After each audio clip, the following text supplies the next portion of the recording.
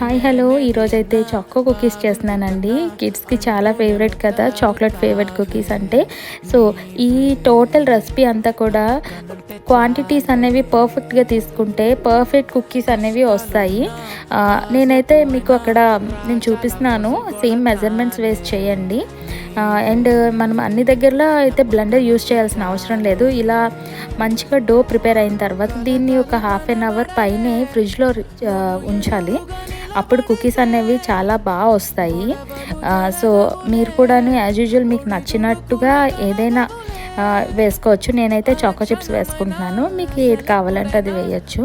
వేసిన తర్వాత అండ్ ఈ పెట్టేటప్పుడు మాత్రం ఓవెన్లో ప్రీ హీట్ 10 మినిట్స్ ముందు చేసుకోవాలి.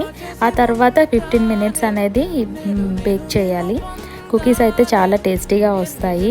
నా ఛానల్ని సబ్స్క్రైబ్ చేసుకొని లైక్, షేర్, కమెంట్ చేయండి. Thank you.